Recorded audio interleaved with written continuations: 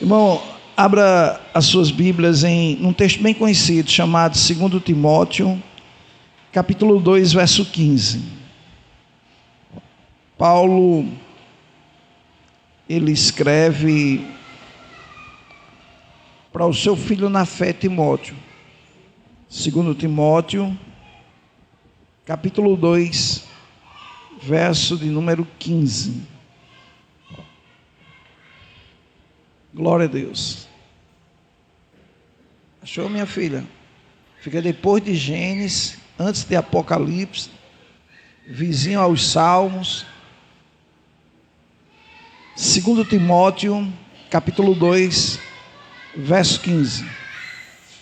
Paulo diz assim: procura-te apresentar-te a Deus aprovado, como obreiro, que não tem de se envergonhar e que maneja bem a palavra da verdade. Amém. Somente esse versículo para a nossa meditação.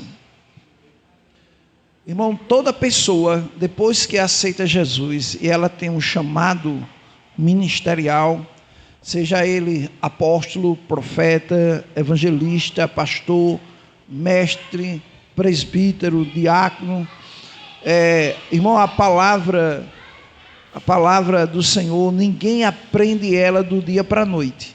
Ninguém aprende a Bíblia do dia para a noite. E uma pessoa que vai pregar, não pense que é igual à tradição, que vai abrir a boca e Deus vai encher, não caia nessa. Isso não acontece. Paulo está ensinando a Timóteo como as coisas acontecem. Ele diz: procura apresentar-te a Deus aprovado. Então todo ministro, irmão, tem que aprender a se qualificar. E a melhor qualificação é ler, é estudar. Não tem como, irmão, nós aprender a palavra do Senhor se nós não dedicarmos ao estudo, à leitura da palavra. Quando você lê, irmão, você melhora a sua maneira de expressar, a maneira de falar, e você vai conhecendo a palavra do Senhor.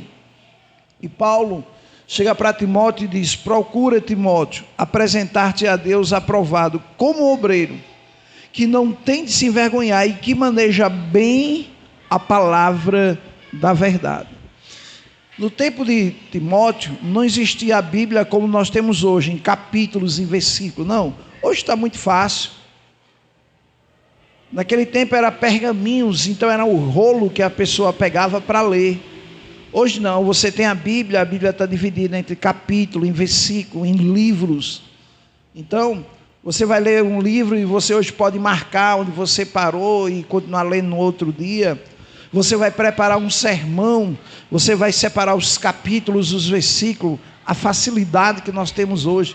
E através da tecnologia você tem a Bíblia digital, que é uma das maiores ferramentas que existe. Para mim, a Bíblia digital é tão boa que uma pessoa que tem problema na vista, a Bíblia digital dá o privilégio de você ampliar o tamanho da letra para você ver melhor. Isso é bom. Tem algumas pessoas até que criticam, mas você sabia que antigamente, quando não tinha Bíblia digital, a gente fazia culto ao ar livre, e quando você ia ler a Bíblia, ficava procurando onde é que tinha uma luz melhor.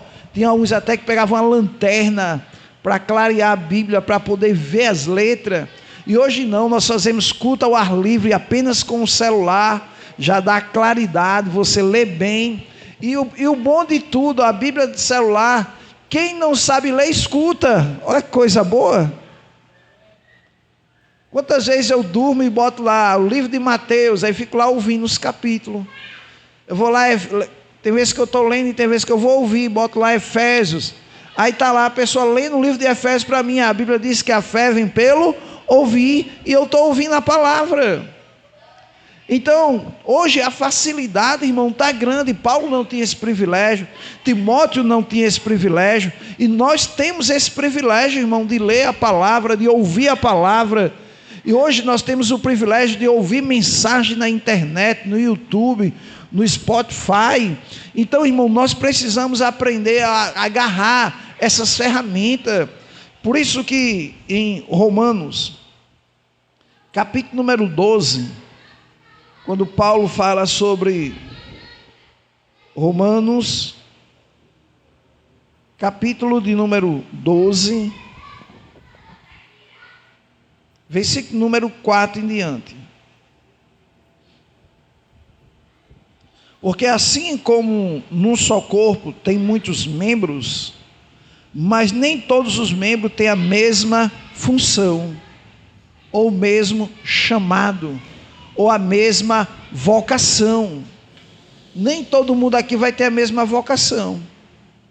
Tem uns que vai ter a vocação de pregar, outros de louvar, outros vão trabalhar no departamento de criança, outros vai trabalhar no departamento da limpeza da igreja. E todos nós temos um lugar no corpo de Cristo. Então quem não prega, louva, quem não louva, prega, e quem não prega, faz a manutenção da igreja, quem não faz manutenção, cuida do departamento infantil, quem não cuida do departamento infantil, mas você pode convidar uma pessoa, chamando um, chamando outro, para vir para a igreja. Então, irmão, não precisa somente estar aqui no microfone para você pregar. Você prega lá fora através da sua vida, convidando as pessoas, orando por ela. Então, irmão, cada um de nós vai ter uma vocação diferente. Então não se preocupe com os outros, porque aquela pessoa tem um chamado, e o chamado seu é outro. E a gente tem que aprender, depois que descobrir para que Deus me chamou, se especializar no chamado. Por isso que Paulo disse, verso 5: assim também nós, quanto muitos, somos um só corpo em Cristo, membros uns dos outros. Verso 6: tendo porém diferentes dons. Uns têm os dons de apóstolo, outros de profeta, outros de evangelista, outros de pastores e outros de mestre. E outros vão entrar no ministério de socorros, que é onde vai ser aquelas pessoas trabalhando na tesouraria, secretaria, departamento infantil e outros departamentos. Então, eu tenho que saber qual é o dom de Deus na minha vida. E enquanto eu não sei, irmão, o que me chamar para fazer, vamos fazer. Se é para evangelizar, vamos evangelizar. Se é para limpar a igreja, vamos limpar a igreja. Se é para orar, vamos orar. Se é para pregar, vamos pregar. Então, quando eu começo a me envolver, o dom que está em mim, ele vai fluir. Ele vai fluir, o dom que está em mim. E muitas vezes, irmão, as pessoas que estão ao nosso redor, ela vê o chamado de Deus na sua vida. Por isso que Paulo diz, tendo porém diferentes dons, segundo a graça que nos foi dada. Se profecia, seja segundo a proporção da fé. Verso 7. Se ministério, dediquemo-nos ao ministério.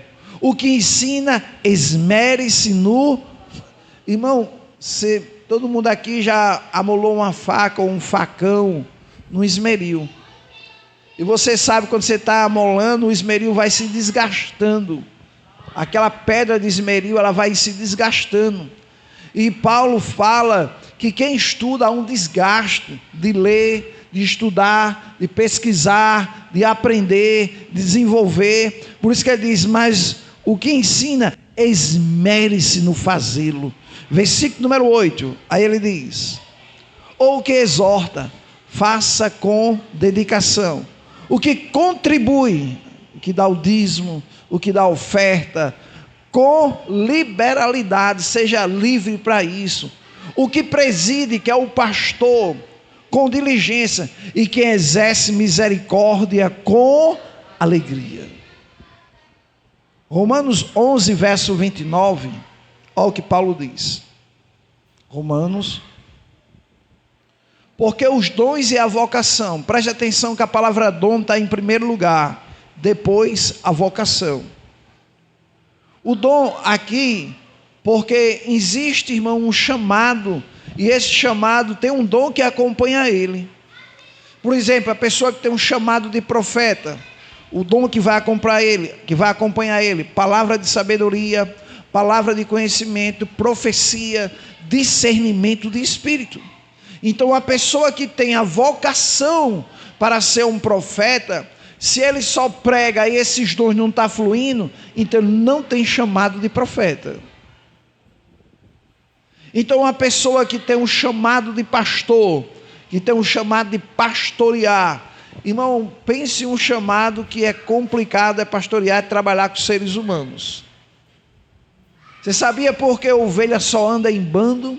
Ovelha, toda vez que você for assistir um vídeo, for assistir um filme, e se você botar agora no YouTube, ovelha só anda em bando, você nunca vai ver uma ovelha andando sozinha. Uma ovelha que anda só, ela se perde. Ela fica perdida. Por isso que Jesus, quando olhou para o povo e olhou para ele, teve compaixão, porque não tinha um pastor para cuidar daquelas ovelhas, porque as ovelhas estavam perdidas. Então, irmão, cada um de nós, existe um dom sobre a sua vida, que quando você prega, esse dom ele vai fluir. Muitas vezes ele não está fluindo por causa da sua timidez ou vergonha. Muitas vezes Deus falou algo ao seu coração e você tem vergonha de falar. Muitas vezes você estava orando e Deus falou algo para você falar para alguém e você disse, não, fala não. Deixa aí para outra pessoa. Senhor, usa outro. Eu não, Senhor, usa outro. Mas o profeta Isaías, ele disse, Senhor, eis-me aqui, envia-me a mim. Irmão, dizer eis-me aqui é uma coisa, dizer envia é outra. Sabe por quê? Jonas não quis ir pregar em Nínive. Então, mas ele era um profeta de Deus, era um porta-voz de Deus. Então, irmão, cada um de nós precisamos entender o nosso chamado. Enquanto eu não sei, ore. Paulo ensina em Efésios capítulo 1, versículo 15. Olha só o que Paulo ensina, enquanto você não sabe o seu chamado.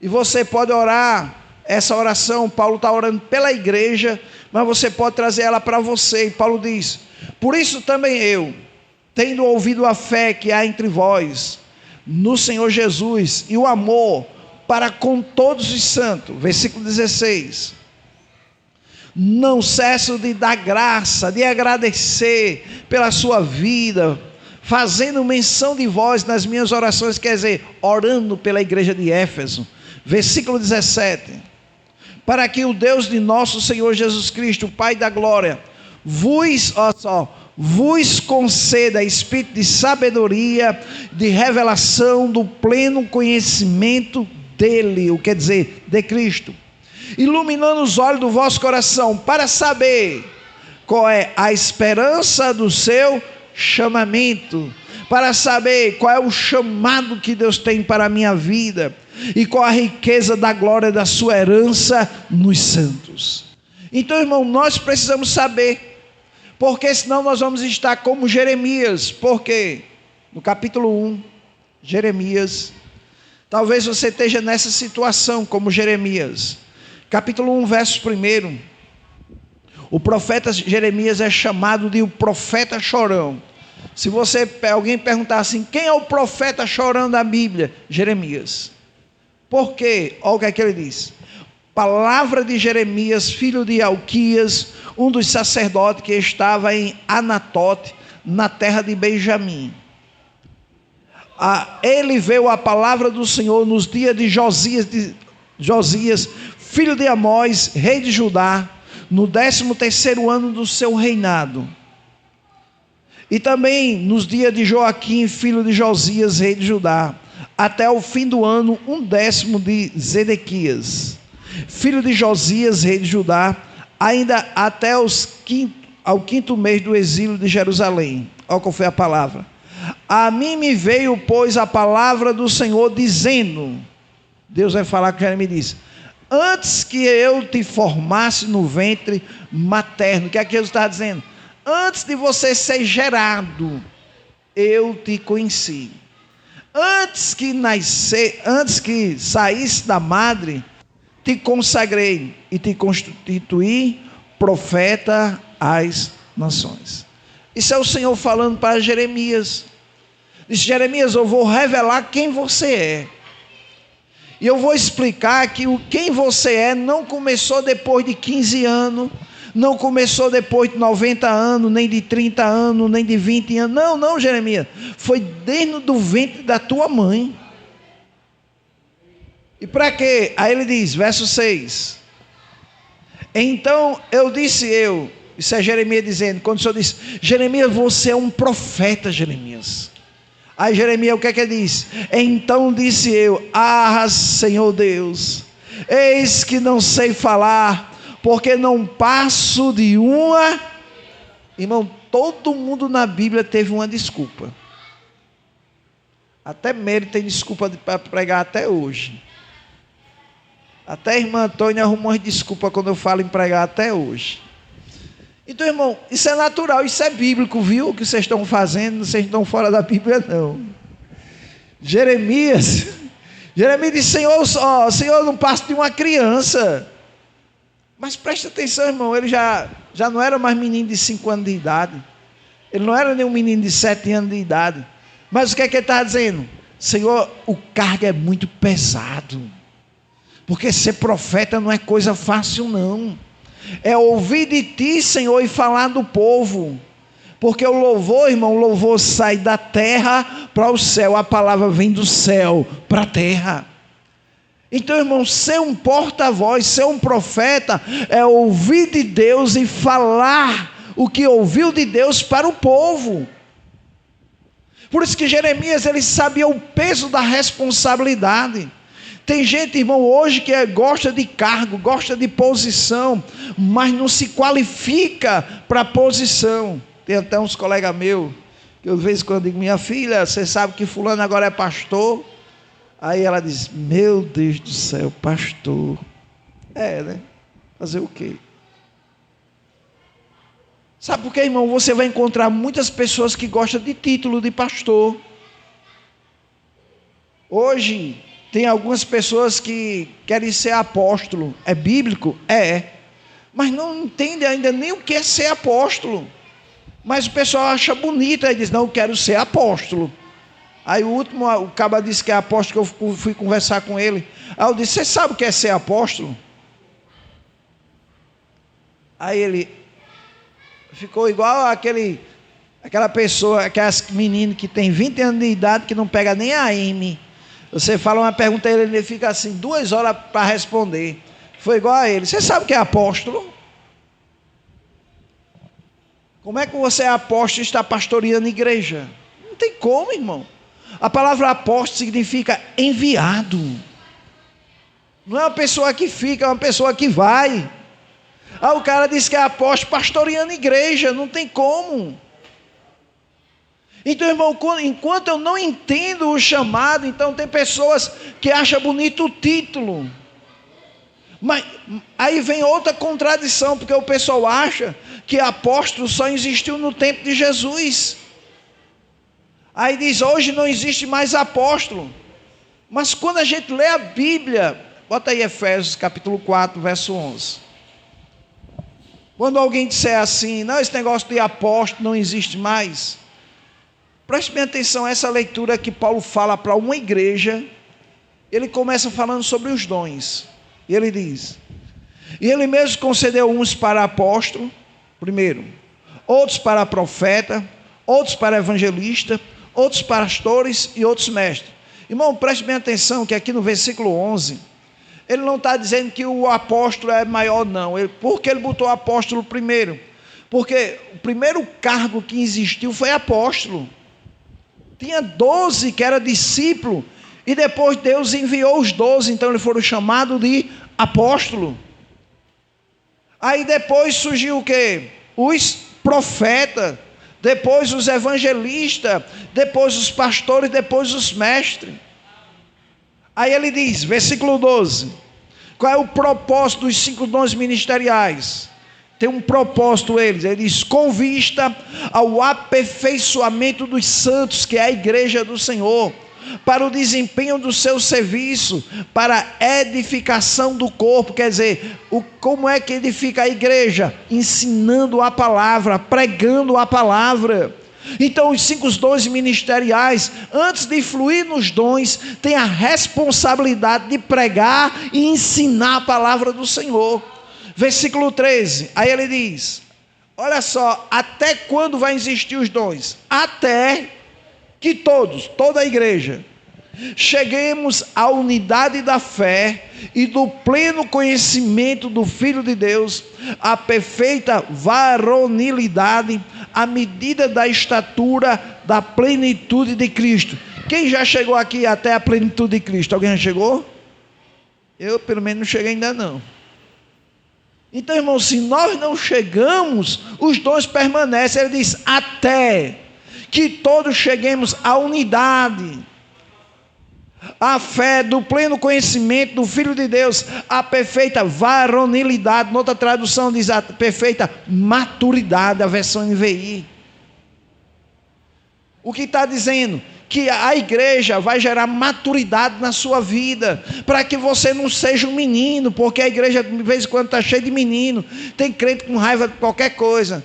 Estou com raiva porque ele me deu a oportunidade. Estou com raiva porque o pastor passou por mim e não disse nem a paz do Senhor.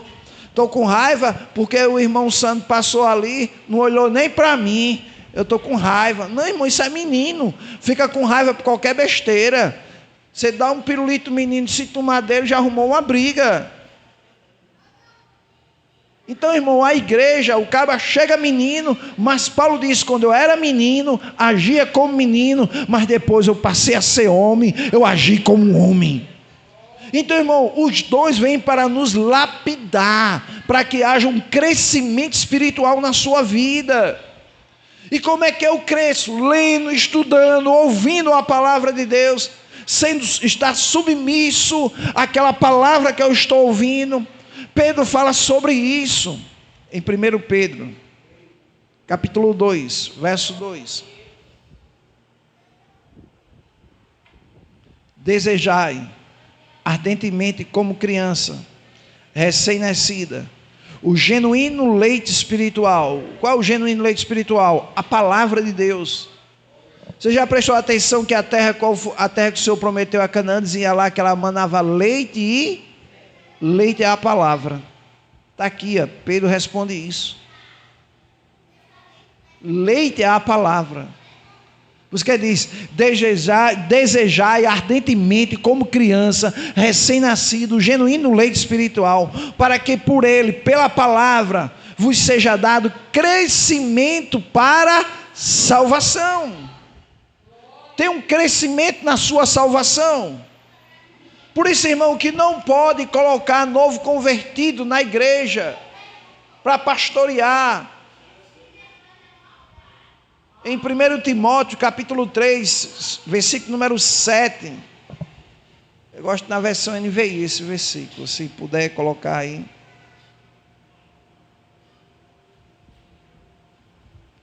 Acho que é o verso 6. Bota aí o 6. Isso. O bispo não pode ser recém-convertido. Porque o novo convertido não conhece nem a Bíblia. Como é que ele vai ser um pastor? O novo convertido não tem nem maturidade. Ele diz, o bispo não pode ser recém-convertido, para que não se ensoberbeça e caia na mesma condenação que caiu o diabo. Olha só como é interessante a Bíblia. O primeiro Adão, ele nunca foi criança, ele já foi adulto. Mas olha só, quando veio a primeira tentação, ele caiu. Mas o último Adão, que é Jesus, foi totalmente diferente do primeiro. Ele foi primeiro gerado.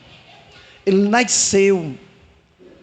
O último Adão, que é Jesus, ele foi uma criança, passou pela fase de adolescente, chegou à fase de adulto, e somente, irmão, a partir dos 30 anos de idade, foi que ele começou o seu ministério. Por quê? Porque antes, para você ter uma ideia, com 12 anos, Jesus já estava dentro da sinagoga, dando aula aos mestres, mas ele tinha conhecimento, mas não tinha maturidade. Por isso que você vai encontrar pessoas que pregam bem, que conhecem bem, mas não tem maturidade. Falta maturidade na vida deles. Conhece bem a palavra, prega muito bem, mas são pessoas sem caráter. porque não tem maturidade. E é esse conselho que Paulo diz a Timóteo: olha, não coloque novo convertido não, você vai gerar um problema. Você tem que ter homens, irmão, maduro. Por isso que Paulo, quando chega em Gálatas capítulo 6, verso número 1, olha o que é que ele diz. Agora a versão atualizada é melhor.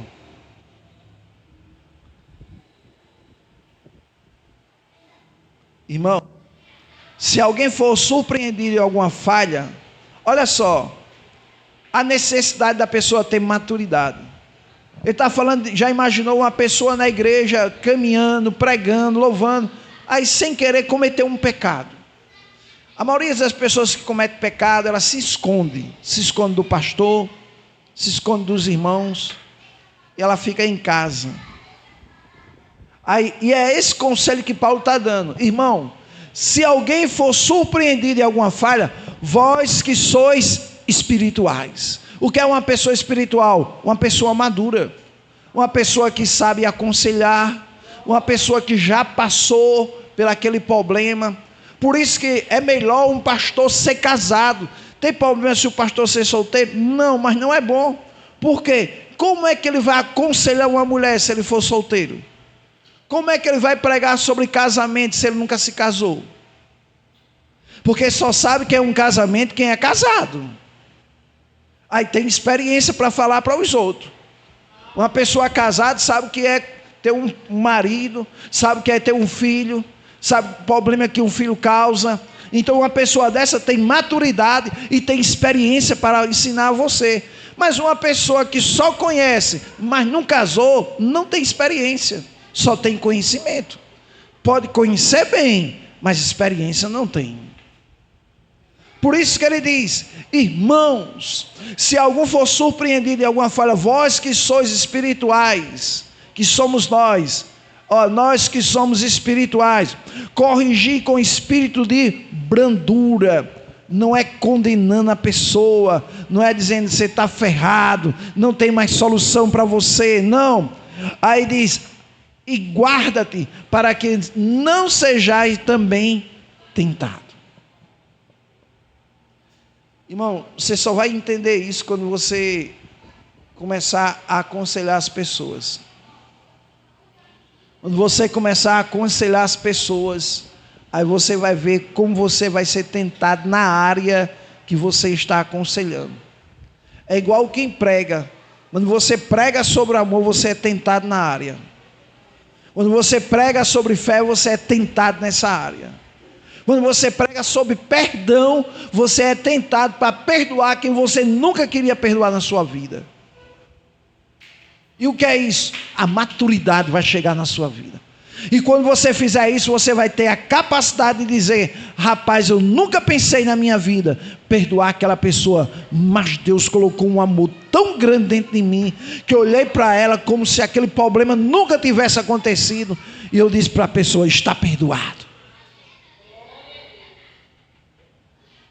Então, irmão, se não tem, irmão, por isso que não é somente o que Paulo disse a Timóteo, quando ele diz: procura apresentar-te a Deus aprovado. Então o obreiro, ele tem que ser provado para ser aprovado. Por isso que Jesus, quando ele não foi como o último Adão, como o primeiro Adão, Jesus, ele passou pela estágio, quando chega aos 30 anos de idade, todo mundo se sentou para ouvir Jesus, porque agora ele não tinha só conhecimento, ele tinha maturidade para ensinar. Davi, no momento que ele foi ungido a rei, ele no outro dia não estava sentado no trono não, ele foi ungido a rei e no outro dia voltou a cuidar das ovelhas, porque ele não tinha maturidade ainda para assumir o reinado. Então, irmão, não é porque você tem uma vocação, um chamado, não é quer dizer que você está preparado, não, irmão. Você está todo dia sendo lapidado, todo dia você está sendo provado, todo dia Deus está te provando para você ser aprovado. E quando você ser aprovado, não tenha só maturidade, mas tenha também um conhecimento da palavra de Deus, para que você possa ensinar outros. Por isso, irmão, que cada um de nós, eu, você, cada um de nós, temos essa responsabilidade. Por isso que, olha só, o que Paulo, ele fala de algo muito sério, em 1 Timóteo capítulo 3, verso 1. Essas qualidades que Paulo fala, está difícil você encontrar hoje. E Paulo começa dizendo, fiel é a palavra. Se alguém almeja ou aspira ao episcopado, excelente obra almeja ou algo bom você está desejando. Aí ele diz, mas não pode ficar só por aí. Aí ele diz, é necessário. O que é necessário? É algo que não pode faltar na vida de um ministro. É algo que não pode faltar na vida de um líder. Ele diz, é necessário, portanto, que o bispo seja irrepreensível. Como é que ele vai repreender o outro se ele não pode nem falar sobre isso? Como é que um pastor vai falar sobre perdão se ele nunca perdoou ninguém? Como é que o pastor vai falar em amor se ele não ama nem a esposa dele? Como é que pode isso? Por isso que ele diz, seja irrepreensível, esposo de uma só mulher, quer dizer, não pode ter mais de uma. Tem pastores por aí que tem uma mulher e tem um amante. Esposo de uma só mulher. Aí ele diz, temperante. O que é temperante? Ele não pode ser brabo, espancar a esposa. Porque tem gente na igreja é uma pessoa e quando está em casa é outra. Bate na mulher, transforma na mulher em escravo, fica sentado no sofá, traga isso, traga aquilo, traga um sucozinho para mim. A minha esposa, quando eu digo isso, ela sabe o que ela diz? Levanta a buscar. Você não tem empregada não. Aí eu, amém mamãe. Aí eu, amém. Aí ele diz, sóbrio, modesto, hospitaleiro e apto para... Olha aí o que Paulo diz. Como é que alguém quer ser pastor e não sabe ensinar? Como é que alguém quer ser um profeta e não sabe ensinar? Como é que alguém quer ser um evangelista e não sabe ensinar? Versículo 3. Não dado ao vinho. Eita, aqui é onde gera os problemas. Porque as pessoas vão ler Efésios 5, aí lê aquela parte diz assim, e não vos embriagueis. Aí eu sempre brigo assim, então Noé, acho que não conhecia essa parte, Noé, que ele se embriagou-se. Acho que Noé não conhecia essa parte. Aí tem uns que dizem, olha, está vendo pastor, o cara pode beber, não pode se embriagar. Irmão, não é isso que o versículo está dizendo não. O versículo está falando de uma comparação de uma pessoa que bebe vinho e fica embriagado. E ele está dizendo, assim deve ser a sua vida cheia do Espírito Santo. Você no lugar de beber vinho, de se embriagar com vinho, você deve se embriagar com o Espírito Santo de Deus. Ele não está dizendo que você toma um pouquinho não existe isso não. Sabe por quê? Por que não é? Porque Provérbios, se eu não me engano, é o capítulo 20. Bota aí, Provérbios. Capítulo 20. Verso 1. Vê se é isso daí. É isso daí. Olha só o que Provérbio diz. O vinho é... Você sabe por que o vinho é escarnecedor? Você sabe o que é escarnecer? É falar mal. Por isso que todo bebo, quando ele está jogado, diz, mas rapaz, olha como é que fulano está. Está só... Aí ele diz, e a bebida forte, alvoroçadora. Todo aquele que por ele é vencido, não é? Irmão, o que é vencido? É aquele que está drogado, que está embriagado, jogado. Ele foi vencido pela bebida. No lugar dele vencer ela, foi a bebida que venceu ele. Então, irmão, as pessoas precisam entender, aí diz, mas Jesus transformou água em vinho. A desculpa de alguns que querem beber. Mas preste bem atenção, um detalhe. Irmão, no tempo dos judeus, eles não tinham hábito de tomar café. Não existia isso lá em Israel. Uma cultura deles era oferecer vinho quando recebiam um visitante. Mas não era uma garrafa não, irmão. Era um pouquinho de vinho, assim como a gente oferece um pouquinho de café. Então é uma cultura de oferecer vinho. Eles não ficavam lá bebendo até se embriagar, não. É uma cultura. Já nós precisamos evitar até esse tipo de cultura. Por quê? Já imaginou uma pessoa que é alcoólatra, aceita Jesus, e ele está fazendo de tudo para deixar de beber. Se ele, irmão, tomar só um gole, não precisa mais do que isso, só um gole, ele perde o controle. Ele perde o controle. Ele é vencido por ela. Por isso que quando as pessoas vão para o AA, o primeiro conselho que ele recebe é: evite o primeiro gole. Evite o primeiro gole. Todo nazireu era proibido de tomar vinho. Quem conhece a história de Sansão sabe, João Batista também não tomava vinho. Então, irmão, aí ele diz, olha só o verso 2, Provérbios 20, verso 2. Como o bramido do leão e o terror do rei, o que lhe provoca a ira peca contra a sua própria vida. Preste bem atenção que ele começou a falar sobre o vinho.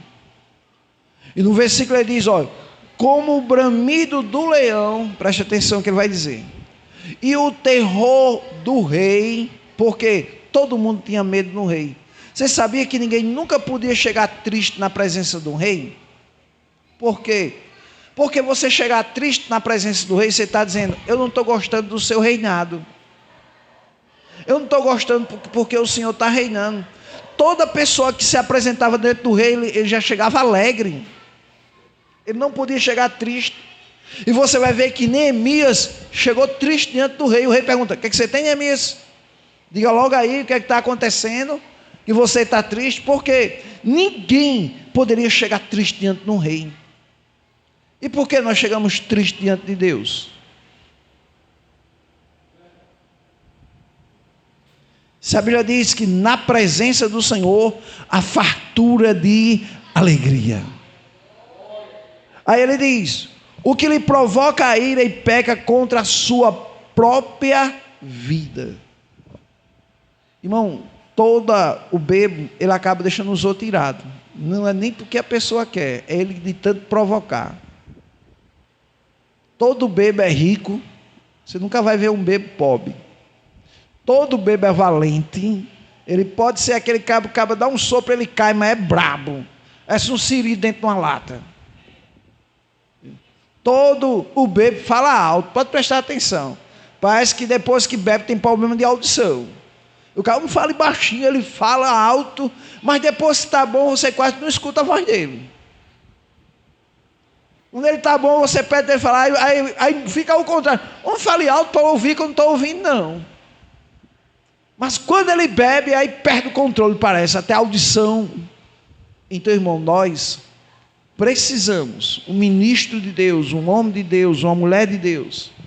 Nós, irmão, estamos precisando de homens e mulheres cheios do Espírito Santo de Deus.